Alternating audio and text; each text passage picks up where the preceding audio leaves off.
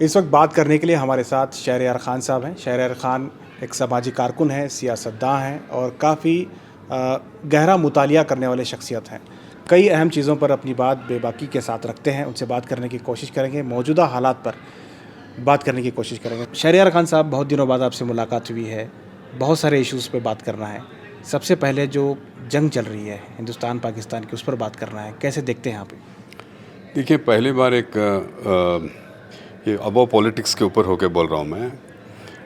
ये जो जवाब दिए हैं पहलगाम के मैसेकर के बाद, एक मैसेज है पाकिस्तान के लिए, क्योंकि हर वक्त एक टेररिस्ट अटैक होता और टेररिस्ट मारते भाग जाते हैं। पहले तो मैं सबसे पहले वेरी फ्रैंकली बोलता हूँ कि इंटेलिजेंस फेलियर के बारे में गवर्नमेंट तहकीकात करना, कि 4 लोग 4 तरफ से आके इतने बिजी टूरिस्ट स्पॉट में लोगों को मार के गुल कहाँ हो गए बोल के, फर्स्ट थिंग वो दब रहा है इस जंग के दबाव में। ऑपरेशन सिंदूर में लोग गवर्नमेंट से ये पूछना भूल रहे हैं कि इंटेलिजेंस फेल्यूर किस पे फिक्स करें। क्या होम मिनिस्टर पर करें या डिफेंस मिनिस्टर पर करें, किस पर करें कि इतना बड़ा इंटेलिजेंस फेलियर हो गया। पहली तो गलती हमारी हुई वहाँ पे। बाकी का जो जवाब दिए हैं वो तो अच्छा जवाब है, देना ही था, क्योंकि पाकिस्तान को भी मालूम होना है कि टेररिस्टों को पालने के बाद अक्रॉस द बॉर्डर वो कश्मीर के जियोपॉलिटिकल रियलिटी को टेररिज्म से बदल नहीं सकती। देखिए, कश्मीर को लिबरेट करने का पाकिस्तान भूल जाना, क्योंकि politically in every way territorially Kashmir एक अटूट हिस्सा है हिंदुस्तान का। इसका सोल्यूशन अगर वो टेररिज्म से करना चाहते हैं तो वो बिल्कुल नामुमकिन है, काउंटर प्रोडक्टिव होगा। आज वर्ल्ड ओपिनियन भी इसको ले लेके पाकिस्तान के खिलाफ है कि एक फेलिंग टेररिस्ट स्टेट है बोल के।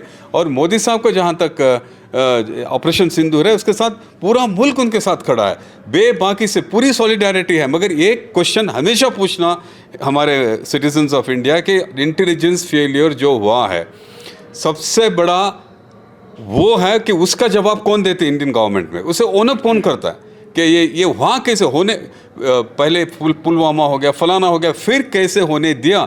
इतनी मिलिट्राइज स्टेट है जम्मू एंड कश्मीर, आप उसे यूटी बना दी, यूनियन टेरिटरी बना दी, ताकि उसको बेटर कंट्रोल कर सके। उसके बाद भी अगर आप कंट्रोल नहीं कर पाए तो I am asking the government of India कि इंटेलिजेंस फेल्यूर की रिस्पॉन्सिबिलिटी आप किस पे फिक्स करेंगे। बाकी आपको जो जवाब दिया है बहुत अच्छा जवाब दें, पूरा मुल्क और हम सब आपके साथ हैं। अच्छा, अमेरिका का जो इंटरफेरेंस है या अमेरिका की जो मुदाखलत है, ख़ास करके जंग बंदी के लिए जिस तरह से बयान आए, उसे कैसे देखना चाहिए? देखिए, बेसिकली इंडिया पाकिस्तान के जो रिलेशनशिप है, शिमला एग्रीमेंट है, जो भी कन्वेंशन है, उसमें थर्ड पार्टी इंटरवेंशन का कोई भी स्कोप नहीं है। लेकिन इंटरनेशनल पॉलिटिक्स, चाहे जो भी हमारा मुल्क बोले या पाकिस्तान बोले कि हमें थर्ड पार्टी को इंटरफेयर करने नहीं देते, मगर हकीकत ये है कि आज के ग्लोबलाइज सिनेरियो में डेफिनेटली एक पावरफुल कंट्री इंटरवीन होती। अब देखिए, आप जो जंग छिड़ी, मुझे 100% मालूम कि चाइना पाकिस्तान को बैक करे रहती, वरना पाकिस्तान की इतनी हिम्मत नहीं कि इंडिया को वो कुछ भी रिस्पॉन्स कर सके। पाकिस्तान की जो छाती फूली हो सिर्फ चाइना की तरफ से है, क्योंकि इंटरनेशनल सिचुएशन जियो पॉलिटिक्स चलती ही ऐसे। 100% डोनाल्ड ट्रंप के बाद मोदी और शहबाज शरीफ से हो रहती है, और 100% उनके ऑफिसर्स उस पर और उनका इन्फ्लुएंस उस पर बेर हो रहता है, इस वॉर के सीज फायर में हो रहता है, भले ही जो भी इंडिया का ऑफिशियल पोजीशन हो, बट रियलिटी सब जानते हैं। अच्छा, पाकिस्तान को कैसे देखते हैं? पाकिस्तान के अंदरूनी हालात जो हैं, इमरान खान जेल में हैं और कहीं ना कहीं क्या इमरान खान को लेके जो पाकिस्तान में एक हलचल है, उसे कैसे देखते हैं आप? देखिए, पाकिस्तान का एक हब है इमरान खान। ये हुआ ऐसा कि इस जंग के बाद कि जो पाकिस्तान की अवाम थी वो मिलिट्री के ख़िलाफ़ थी। First time in the history of Pakistan के सिटीजन्स अवाम मिलिट्री के ख़िलाफ़ हो गए थे, क्योंकि सबसे काबिल पॉलिटिशियन को जेल में डाले उन्होंने बोल के। शहबाज शरीफ और नवाज शरीफ तो एक नंबर के वहाँ के हिसाब से, जो उनकी तो दुबई में एसेट्स हैं, ये हैं, फलाने ये हैं बोल के। ये जंग होने के बाद, जंग में होता क्या है शाहिद साहब, कि पब्लिक ओपिनियन चेंज हो जाती। अभी वो पब्लिक ओपिनियन मिलिट्री के फेवर में हो गई, ये जंग उधर उनको फेवर कर दी, मिलिट्री को। और ये करप्ट जो भी उनकी गवर्नमेंट है, उनके बारे में तो हमारी गवर्नमेंट नहीं, वो जो भी है, लेकिन अब वो पूरी आवाम उनको पर फोर्स सपोर्ट करना पड़ता है। जंग का एक नतीजा फॉलोआउट सबसे पॉजिटिव हुआ है कि अब आवाम मिलिट्री को सपोर्ट करना पड़ेगा पाकिस्तान में, वो हुआ है वहाँ पे। Military has stood to gain, that is a thing. अच्छा, अब इंटरनेशनल पॉलिटिक्स को कैसे देख रहे हैं? अभी सिचुएशन जो है, लगातार जो जंग का सिलसिला है, वो एक तरफ जो है फ़िलिस्तीन का मामला अभी ठीक से सुलझा नहीं है, और लगातार अलग अलग जगह पे जो है यूक्रेन और यूक्रेन में भी जो है हंगामा चला हुआ है, पूरा इंटरनेशनल चीज़ों को आप कैसे देख रहे हैं, क्या कहेंगे इस पर? देखिए ये जो भी चल रहे हैं, जो पॉलिटिक्स चल रहे हैं, रशिया और का इरिडेंटिज्म कहते हैं इसको, कि रशिया अपनी पुरानी टेरिटरी को क्लेम कर रहा है। रशिया को ये डर है कि नाटो का इन्फ्लुएंस बढ़ जाता बोल के, तो वो वेस्टर्न इन्फ्लुएंस, नाटो इन्फ्लुएंस को रोकने के लिए, क्योंकि यूक्रेन का पूरा इंक्लिनेशन नाटो को जमने का था कि कोई भी सुपर पावर रशिया जैसी, जो वेस्ट अब तो थर्ड पावर है, पहले अमेरिका, सेकंड चाइना, रशिया, पहले तो सेकंड रशिया थी, वो नहीं चाहते कि नाटो उतना करीब आए बोल के, उनकी टेरिटोरियल इंटीग्रिटी को थ्रेटन होता है। दूसरी बात है गाज़ा पैलेस्टीन का, वो बिल्कुल ही अलग मामला है वो, क्योंकि उसमें वेस्टर्न पावर्स इन्वॉल्व हैं, वहाँ के ऑयल रिसोर्सेस हैं, कौन से ऑस्लो अकॉर्ड्स फेल हो गए, और उसको वेरी इनएप्ट हैंडलिंग, नपुंसक और बेगैरत गल्फ गवर्नमेंट्स, पूरे गल्फ के गवर्नमेंट्स, ये मुझे इसके साथ शर्म के साथ बोलना पड़ता है कि सऊदी अरब पूरे गवर्नमेंट्स फेल कर गए हैं पैलेस्टीनियंस को। वो उन लोगों को जो पैलेस्टीनियन का खून कर रहे हैं, उनको फैसिलिटेट कर रहे हैं, उनके साथ अब्राहिम अकॉर्ड साइन करें वो लोग, करने के बाद एक उनसे आवाज़ नहीं आ रही है, ना उनसे सपोर्ट है। पूरी अरब गवर्नमेंट देख रही है कि सीरिया के ट्रंप और जो अमेरिका डिसमेंटल करी सीरिया के रजीम को, बशर अल असद को, करने के बाद फ़लस्तीन को जो छोटा मोटा हमास का सपोर्ट था वो भी गया। देखिए बात ये नहीं है कि वो भी हिंदू मुस्लिम का मामला नहीं है इसराइल का, वो भी एक जियोपॉलिटिकल इशू है। वेस्टर्न गवर्नमेंट्स, खासकर अमेरिका, चाहती है कि उनका एक आदमी गल्फ़ में हो ताकि सारे गल्फ़ के लोगों को कंट्रोल करे, और उसमें सबसे बड़ी मदद गल्फ़ के लोग कर रहे हैं, सऊदी कर रही है, यूएई भी एक तरीके से कर रही है। कोई भी फ़लस्तीनियन के साथ सॉलिडारिटी दिखा नहीं रहा है, सब अपनी अपनी रोटी सेक रहे हैं। ये हकीकत है। सिर्फ ईरान एक ही मुल्क है, वो जो आप उसे जो भी बोले, शिया या सुन्नी बोले, जो आपकी रीढ़ की हड्डी दिखा के अगर हक पे खड़ा है तो सिर्फ ईरान खड़ा है, बाकी के सब पीठ दिखा के भाग रहे हैं। अच्छा, हिंदुस्तान की अंदरूनी बात करें तो जिस तरह से पहलगाम का हमला हुआ, उसके बाद मीडिया में जिस तरह से रिपोर्टें शाया हुई, जिस तरह से कवरेज हुआ, आप देखे होंगे कि मुसलमानों के ख़िलाफ़ एक तरह से जहर उगलने जैसी, उसके बाद कई जगह पे हिंदुस्तान में हमले भी हुए मुसलमानों पे, तो इस पर कभी कार्रवाई नहीं हो पाती है? इसलिए नहीं होती कि एक आपको मालूम है एक्सट्रीम राइट विंग गवर्नमेंट बैठी है, गवर्नमेंट ऑफ इंडिया बन के, इंडिया बैठ के, उनको ना शर्म है ना हया है। उनका सिर्फ एक ही एजेंडा है, पाकिस्तान बोलो और हिंदू मुसलमान बोलो। देखो बीजेपी ना इलेक्शन विनिंग मशीनरी है, वेलफेयर मशीनरी नहीं है। उनको जीतने के बाद क्या करना नहीं आता, जीतना आता है, क्योंकि हिंदू मुसलमान बोल दिए या फिर पाकिस्तान बोल दिए, विदाउट पाकिस्तान हिंदू मुसलमान ये लोग कोई भी इलेक्शन जीत नहीं सकते। इसी पर्सपेक्टिव से आप देखिए तो इवन पहलगाम का जो हुआ है उसे भी गोदी मीडिया उसको एक इस तरह से इशू को इंटरप्रेट करने गई कि हिंदू और मुसलमान का इशू है, बल्कि हिंदू मुसलमान का इशू नहीं है वो।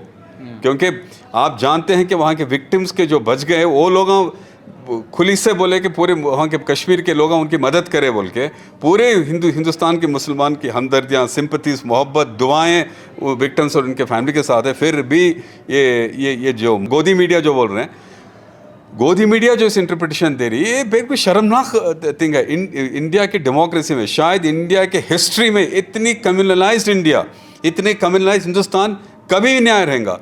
आने वाले जनरेशंस इस गवर्नमेंट को याद करके शर्म करेंगे कि ऐसी भी एक गवर्नमेंट रूल करी थी हिंदुस्तान में, जो सिटीजन्स को मज़हब के नाम में लड़ा के हुकूमत पा के अपने कैपिटलिस्ट फ्रेंड को हेल्प करी बोल के नेक्स्ट पोस्टरिटी याद रखेगी इस गवर्नमेंट को। अच्छा, ये सारे चीज़ों में हम एक चीज़ भूल रहे हैं, वक्फ अमेंडमेंट के ताल्लुक से आप क्या सोच रहे हैं, किस तरह से हालात हैं, क्या मुसलमानों का एहतजाज का सिलसिला क्या रोक देना चाहिए? क्योंकि थोड़ा सा धीमा तो हुआ है, क्योंकि जिस तरह से अटैक हुआ उसके बाद से तो माइंड डाइवर्ट तो हुआ है।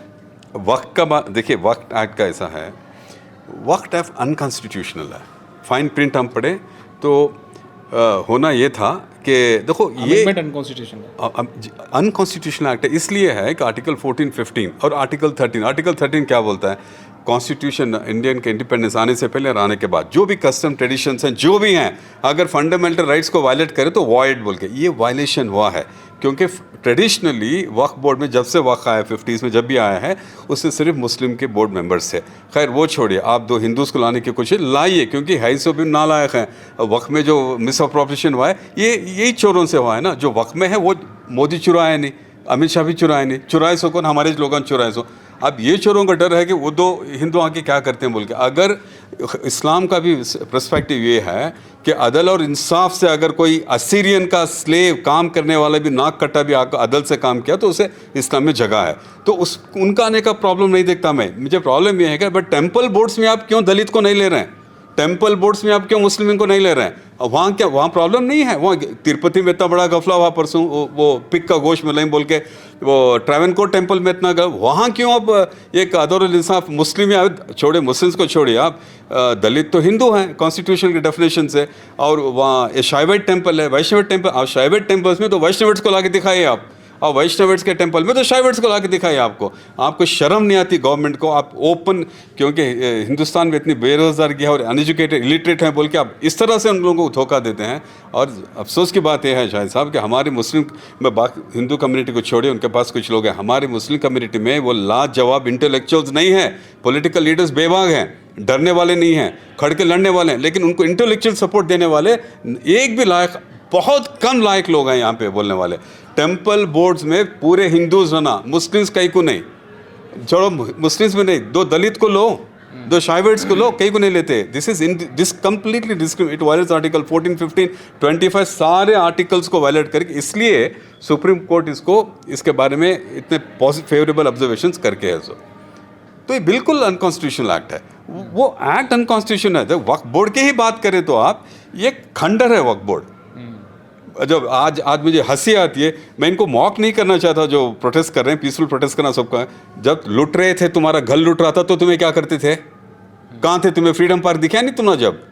हाँ, तुम्हारे स्लोगन लूटे, तुम्हारे कंगाल करी, एक हॉस्पिटल बनाने, गुरुद्वारा एक्ट है सिख में, जैन्स का अपना ट्रस्ट है, ये ट्रस्ट बने सो किससे? 1800 के ब्रिटिश एक्ट से बने, क्रिश्चियंस के एक्ट हैं। आप मिस अप्रोप्रिएशन के बारे में सुने हैं? बेस्ट स्कूल्स उनके, बेस्ट कॉलेजेस उनके, बेस्ट हॉस्पिटल। तुमने क्या तो भी ज़रा भी बिंगा है तुम क्रिश्चियन हॉस्पिटल को जाना, तुम्हारे बच्चों को बेस्ट एजुकेशन हो क्रिश्चियन जाना, मगर तुम्हें छोड़ा, तुम्हारे खाली शादी में आना ही, तुम्हें शादियाँ करने में मसरूफ़ होती, तुम्हें बिरयानी खाने में मसरूफ़ थी, तुम ना वक्त बोल लुट रहा था, तुम्हें नाच रहे थे। अब कहीं को नाच रही?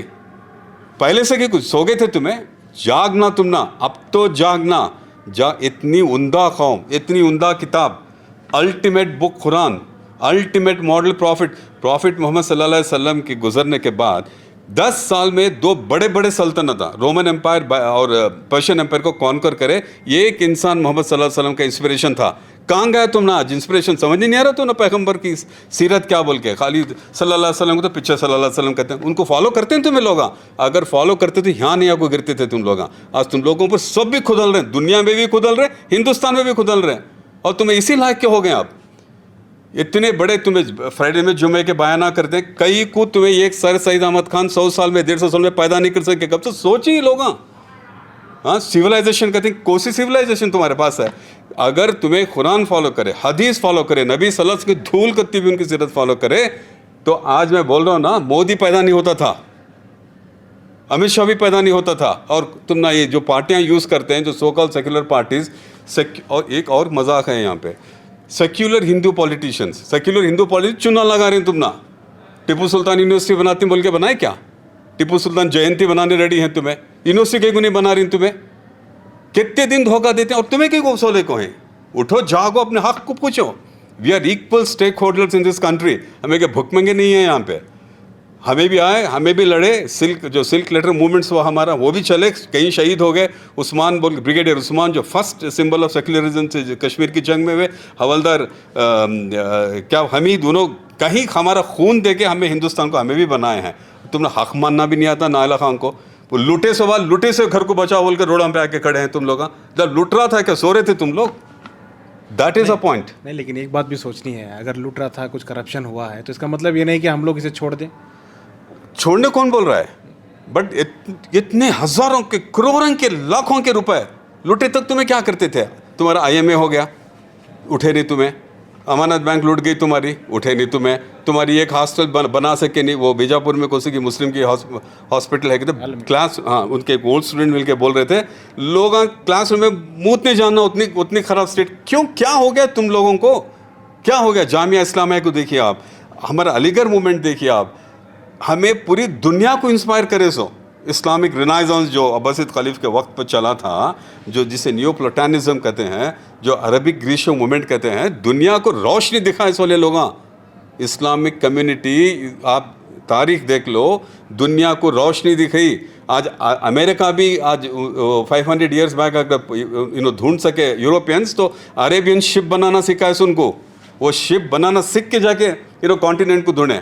और हमारे लोग आज रोशनी छोड़े अंधेरे में हम लोग ढूंढ लेके फिर रहे हैं, हमें रास्ता भी नहीं मिल रहा है। कहाँ गलती हुई हमसे? गलती यही हो गई ना, गलती क्लरिक से भी उलमाए कराम फेल हो गए, पूरे नहीं, ज़्यादातर फेल हो गए।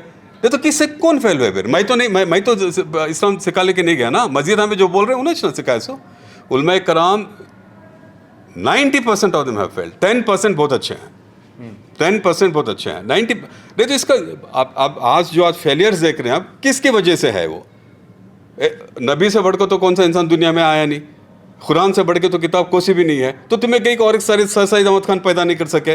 वो मुद्दत कहते हैं ना, 100 साल में एक पैदा होता बोल के, तुम्हें अब तक तो कौन भी पैदा नहीं हुआ,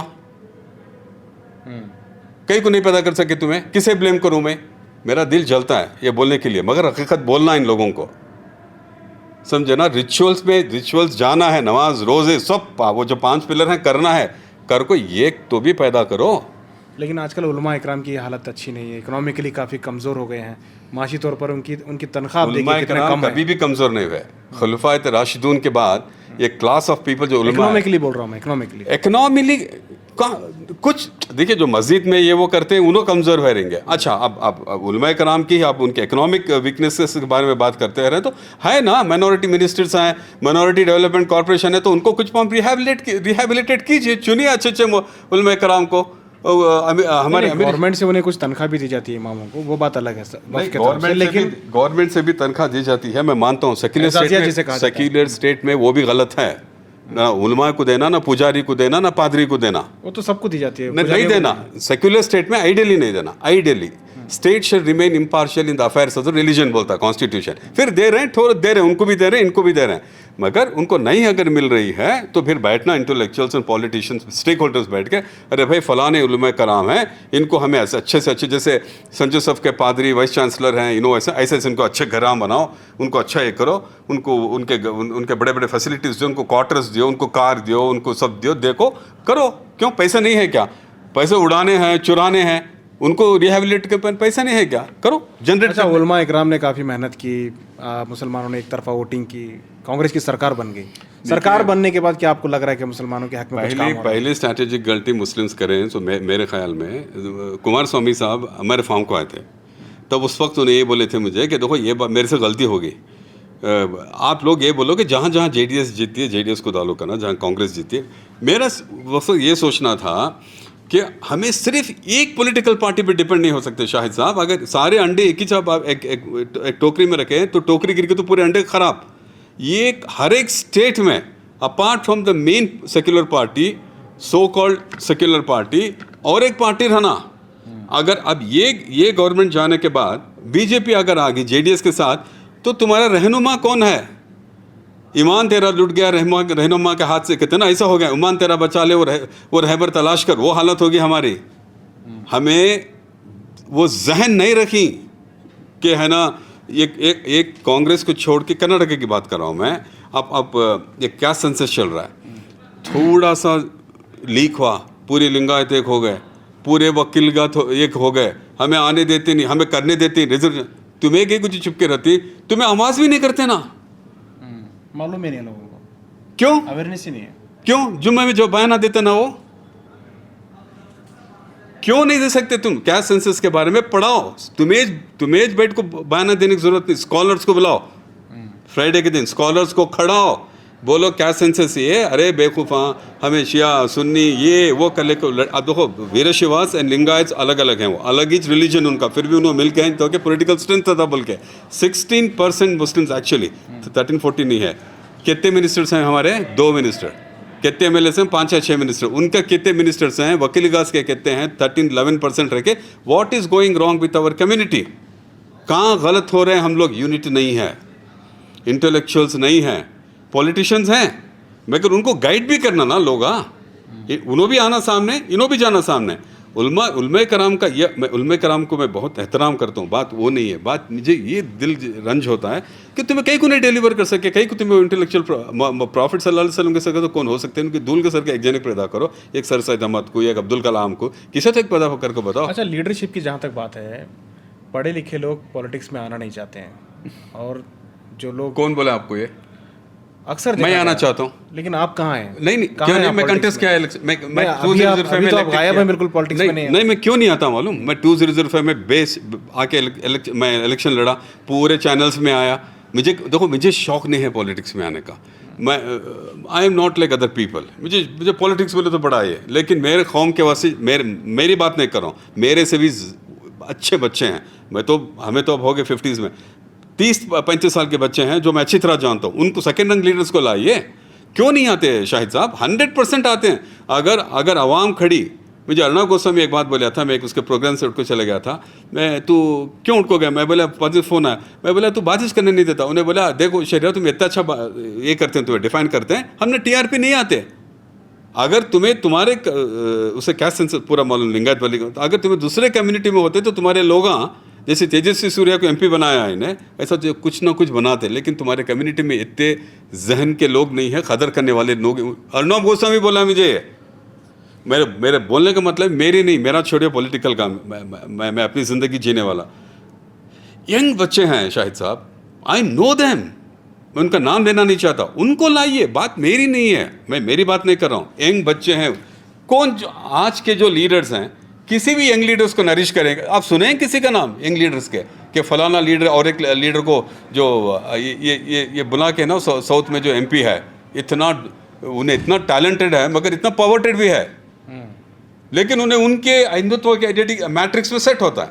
हमें लोगों कहीं को नहीं ला सकते। हमारे मस्जिद, हमारे मदरसे, हमारे इंटेलेक्चुअल कैपेसिटी को ला के एक 4-5 ज़बरदस्त लीडर को जो 30-35 वो ये लाखों, हमें कई को सवां के दिन ये लीडरशिप जो है, जो भी है लीडरशिप, ये ज्ञान जाने के बाद कौन ही हमारे अनाथा, पॉलिटिकल अनाथा, IAS में अनाथा, IPS में अनाथा, KAS में अनाथा, फिर सबसे ज़्यादा छाती हमारी चौड़ी। क्यों ऐसा? मेरा ऑन ये सीरियस नोट में क्या बोल रहा हूँ, पॉलिटिकल लीडर्स भी जैसे IPS IAS रहते हैं, जैसे लिंगायत वक्कली गाज इन सब ढूंढ के सेकेंड रंग लीडर्स को तैयार करते। वक्त आता है कि सेकेंड रंग लीडर्स को, पढ़े लिखे लीडर्स को तैयार करो, जिताना उनको, बोलना। अगर आज का ज़माना है, सिद्धरामैया साहब हैं, तो उनको बोलना देखो ये बच्चे को हमें ट्रेन कर रहे हैं, इसे तुम्हें MLC बनाओ, इसे चेयरमैन बनाओ, इसे फलाना बनाओ, तब बनती। देखो तुम्हारा पूरा रुख चेंज होता है। लेकिन आपस में लीडरों का भी तो डिस्प्यूट है। वही तो सबसे बड़ा ये है ना, ये एक दूसरे के टांग खींचते हैं। ये तो छोड़ो, हमारे इस्लाम का नहीं, ये मुस्लिम की हिस्ट्री है। तुम्हें वो ज़माने से अब तक ले तो टांग खींचना खींच काम करें सब। अच्छा, आप बताइए, आप बिल्कुल गायब हो गए हैं। पहले तो आप IMA के ताल्लुक से आवाज़ उठाया करते थे, पॉलिटिक्स में भी थे उससे पहले, लेकिन आजकल आप बिल्कुल नज़र नहीं आते। मैं कभी भी बुलाओ आता हूँ, आप मुझे बुला ले, मैं आ गया। आप मुझे कोई सा भी काम दो, मेरी कम्युनिटी या मेरा देश या मेरा मुल्क, मेरा स्टेट, मैं हमेशा हाजिर हूँ। लेकिन मुझे लगता है कि मैं बिल्कुल नाकाम हूँ, क्योंकि जैसे आप मुझे बोले ना, एजुकेटेड पीपल के या फ्रैंक पीपल की वो करेंसी नहीं है अब मैं ये नहीं करते। 100% मानता हूँ ना। अगर रहती थी तो आप मुझे अच्छी तरह जानते हैं, तो कोई भी आके नॉक करता था ना कि भाई, अब आप मुझे जैसे पूछ रहे हैं, माशाल्लाह पूछा था कि तो मैं घर में क्या करें आओ, या फिर चीफ मिनिस्टर को बोलते थे, पावर्स को बोलते थे कि भाई शहरियार खान है वहाँ पे, उन्हें परवानी अच्छे लीडर, उनको क्या तो भी बनाओ, उन्हें क्या तो कर सकते हैं बोल के, कई को नहीं करते। मैं मेरी बात नहीं कर रहा हूँ, मैं मुझे बुलाया तो नहीं होगा, मेरे घोड़े हैं, मेरे जंगला हैं, मेरे फलाने हैं, वो बात। और मगर मेरे से सिर पोड़े जैसे लड़के बच्चे हैं आजकल के, एक से एक बच्चे हैं, टैलेंटेड बच्चे, उनको बुलाओ, मेरा छोड़ो, आप उनको बुलाओ। बहुत शुक्रिया आपका, लगातार आपसे बात करते रहेंगे क्योंकि बहुत सारे टॉपिक हैं, बहुत सारी चीज़ें आपसे पूछना बाकी है। फ़िलहाल लेते हैं इजाज़त, आगे भी हम बात करेंगे। मिल्लत के बहुत सारे ऐसे मसाइल हैं जो तालीम याफ्ता तबके से डिस्कशन करना और ये डिबेट करना, ताकि लोगों को मैसेज जा सके कि क्या करना है। बहुत सारे ऐसे इश्यूज़ हैं जिस पर हम बात नहीं कर पाते हैं। हमने बात करी इंटरनेशनल पॉलिटिक्स के ताल्लुक से, जंग के ताल्लुक से और वफ़ के ताल्लुक से। आने वाले दिनों में हम मज़ीद इस ताल्लुक से बात करेंगे। कैमरा पर्सन समीर के साथ शाहिद काजी, बेंगलुरु।